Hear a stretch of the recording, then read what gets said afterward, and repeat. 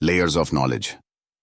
आप कोई काम ध्यान लगाकर बार बार करते हो तो आपको पता नहीं चलता, लेकिन सबसे पहले आपका दिमाग नोटिस करता है कि काम की सफलता के लिए कौन सी कंडीशन जरूरी है, यानी कौन सा डाटा इंपॉर्टेंट है।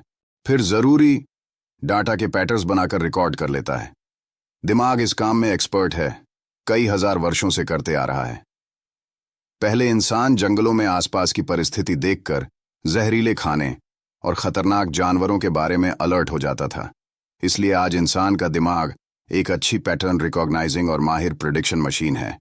जैसे एक्सपर्ट हेयर ड्रेसर्स जो सालों से महिलाओं के बाल काटते और छूते आ रहे हैं, उन्हें बालों की चिकनाहट से अंदाजा लग जाता है कि क्लाइंट प्रेग्नेंट है, या एक्सपर्ट ड्राइवर को 200 मीटर या 300 मीटर दूर से ही अंदेशा हो जाता है कि आगे कुछ गड़बड़ होने वाली है। क्योंकि जब भी आप कुछ बार बार अनुभव करते हो तो आपके कॉन्शियसली बिना सोचे दिमाग कैलकुलेशन करके डाटा स्टोर कर लेता है। बाद में यह नॉलेज एक्सपर्टीज के रूप में प्रकट होती है। इसका एक और दिमाग हिला देने वाला एग्जाम्पल है सचिन तेंदुलकर और वेटर की सलाह। ये बात 2004 की है, जब इंडिया और ऑस्ट्रेलिया के बीच टेस्ट चल रहा था और सचिन तेंदुलकर चेन्नई के ताज कोरोमंडल होटल में रुके हुए थे। सचिन कहते हैं कि शाम के समय एक वेटर मेरे कमरे में कॉफी देने आया।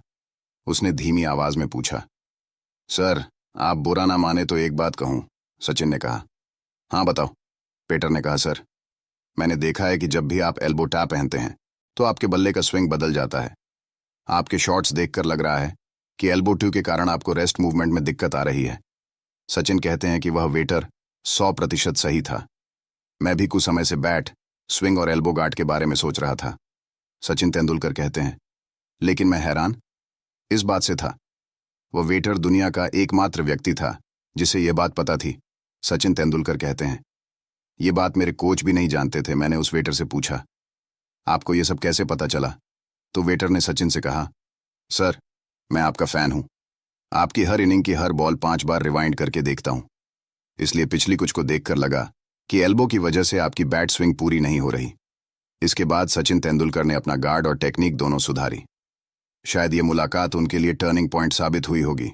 2003 में उनका टेस्ट एवरेज 17 के आसपास था, वहीं 2004 में उनका एवरेज 57.1 पहुंच गया। दोस्तों, ये पावर है ऑब्जर्वेशन और रिपीटेशन की। आप चाहे कोई भी हो, अगर आप बार बार किसी चीज की प्रैक्टिस करते हैं या बार बार उस चीज को ऑब्जर्व करते हैं तो आप एक कला विकसित कर लेते हैं। आपको चीजें और पैटर्न्स दिखने लगते हैं जो साधारण अनट्रेंड आंखों के लिए असंभव हैं।